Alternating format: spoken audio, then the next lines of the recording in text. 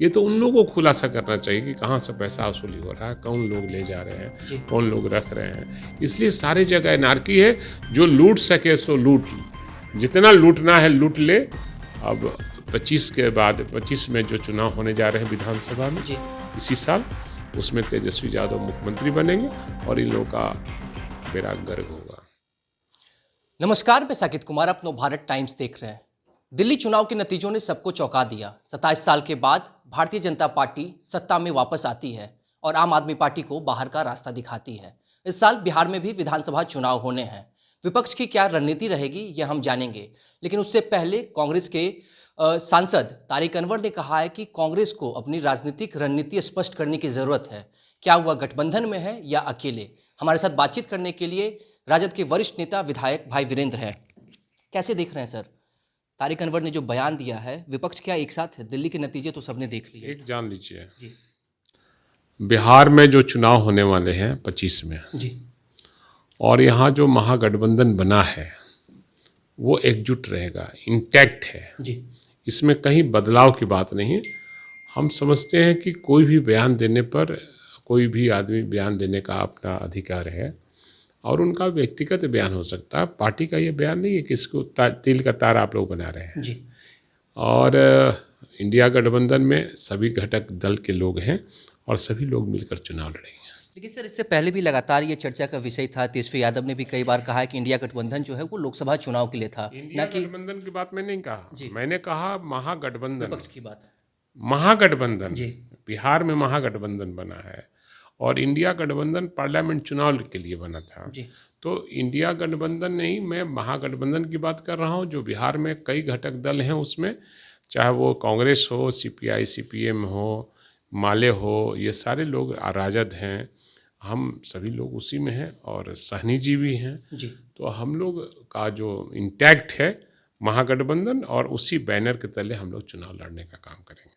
दिलीप जायसवाल ने कहा है कि विपक्ष जो है वो एक एक सीट के लिए तरसेगा। कैसे देखते हैं इस बयान को? मेरे अंगने में तुम्हारा क्या काम है? बीजेपी को हमारे महागठबंधन पर सवाल उठाने का कोई औचित्य नहीं बनता है। जी और ये मेरे घर का मामला है, इस पर बीजेपी को कोई बयान देने से परहेज करना चाहिए। और मेरे अंगने में तुम्हारा क्या काम है, ये भी है। लेकिन एनडीए की रणनीति बन चुकी है। उन्होंने कहा है कि 2025 का जो बिहार विधानसभा चुनाव है वो नीतीश कुमार के नेतृत्व में होगा, वही मुख्यमंत्री के चेहरे हैं। साथ ही 225 सीटों का लक्ष्य उन्होंने बनाया है। विपक्ष की क्या भूमिका है? हमारे किस तरीके से तैयारी हमारे है? यहाँ सब कुछ तय हो गया है और नौजवानों के आइकॉन तेजस्वी प्रसाद यादव के नेतृत्व में महागठबंधन चुनाव लड़ेगी। जी और इस बार 2025 में इस बार जो चुनाव हो रहे हैं वो उनके नेतृत्व में लड़ेंगे। हम लोग उनको मुख्यमंत्री बनाने का काम करेंगे जी और इस बार हम लोग बना के ही दम लेंगे। सर, तारिक अनवर ने जो बयान दिया है, राहुल गांधी लगातार बिहार दौरे पे हैं चुनाव से पहले, कैसे देख रहे हैं? क्या महागठबंधन में कांग्रेस को जितनी सीटों की जरूरत है उतनी मिलेगी या फिर उन्हें कम सीट दिए जाएंगे? इस पर तो हमारा शीर्ष नेतृत्व तय करेगा ना, आप किसको कैसे देखते कहता हैं है। सर? आप भी वरिष्ठ नेता हैं। नहीं, हम यही कहते हैं कि जिस पार्टी का जितनी जमीनी हकीकत है उसको उतना सीट मिलना क्योंकि चाहिए। दिल्ली में कांग्रेस शून्य पे आउट हो नहीं, गई। मैं ये कह रहा हूँ जिसकी जितनी जमीनी हकीकत है उसको उतना सीट मिलना चाहिए। जी और इस पर शीर्ष नेतृत्व तय करेंगे किसको कितना सीट चाहिए। नीतीश कुमार लगातार प्रगति यात्रा पे हैं, हर जिले का दौरा कर रहे हैं। उनकी प्रगति यात्रा को कैसे देखते हैं? क्या बिहार की जनता एक बार फिर उन्हें मौका देगी? अब सवाल है कि पहले हम चाहेंगे, माननीय मुख्यमंत्री हमारे बड़े भाई तुल्य हैं, जी उनकी स्वास्थ्य पहले ठीक ठाक कर लें।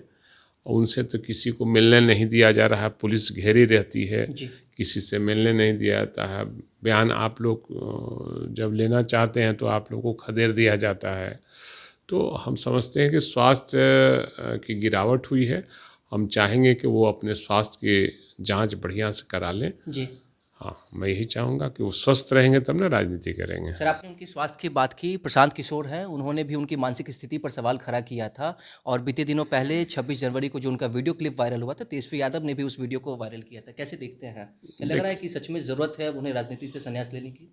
अब संन्यास लेना अपना व्यक्तिगत मामला होता है, लेकिन जो स्थिति है जी बिहार में, सरकार नाम का चीज़ नहीं है। यहाँ कुछ पदाधिकारी सरकार को चला रहे हैं और एनार्की है बिहार में, सभी जगह अराजकता है। जी और शासन नाम का कोई चीज़ नहीं। हर व्यक्ति अपने आप को असुरक्षित महसूस कर रहा है। कहीं कोई काम नहीं हो पा रहा है, चाहे वो प्रखंड कार्यालय हो, अंचल कार्यालय हो, अनुमंडल कार्यालय हो, जिला कार्यालय हो, सब जगह एनार्की है। अधिकांश लोग बिना पैसे लिए कोई काम नहीं करते हैं और सब कहते हैं कि ऊपर पहुंचाना पड़ता है। अब कहाँ पहुंचाना पड़ता है ये तो सरकार में जो बैठे लोग हैं वो लोग जाने कि कहाँ पहुंचाना पड़ता है। अब देखते हैं कि बालू जो साइड लिया है उसको भी 4 लाख रुपया हर महीने पहुंचाना पड़ता है। अब कहाँ पहुंचाना पड़ता है लोग नहीं खोलता कि कहाँ पहुंचाना पड़ता है। सरकार के अधिकारी पैसा खा रहे हैं। अब कौन खा रहे हैं पैसा? सरकार खा रही है कि सरकार के पदाधिकारी खा रहे हैं?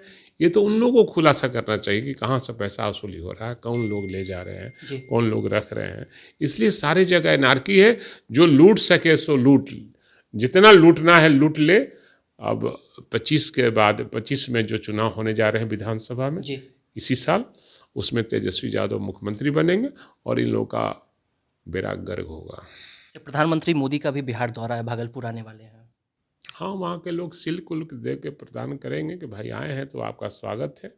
और वहाँ के सिल्क नगरी है, वहाँ सिल्क का उनको कपड़ा मिलेगा, फिर यहाँ से आएंगे। चूँकि बिहार को समझना बड़ा मुश्किल है। जो बजट पेश किया गया था, आप उससे खुश से संतुष्ट? नहीं,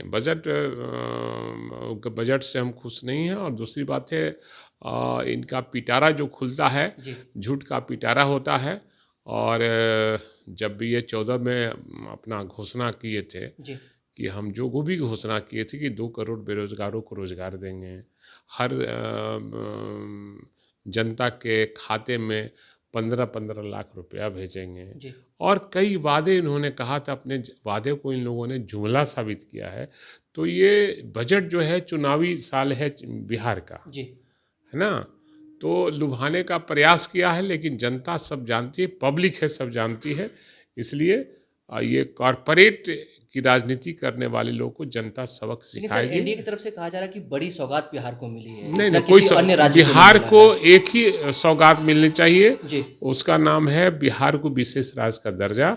जो कई बार माननीय मुख्यमंत्री सहित हमारे नेता विरोधी दल और उस समय उप मुख्यमंत्री भी थे, उन्होंने भी मांग किया था कि बिहार को विशेष राज्य का दर्जा मिलना चाहिए। या आम आवाम का भी कहना है कि बिहार को विशेष राज्य का दर्जा मिलना चाहिए। धन्यवाद। तो देखा आपने जिस तरीके से तारिक अनवर ने जो ट्वीट किया है उसे लेकर बिहार की राजनीति तेज हो चुकी है। लेकिन भाई वीरेंद्र ने साफ तौर से कहा है कि बिहार में महागठबंधन इंटैक्ट है।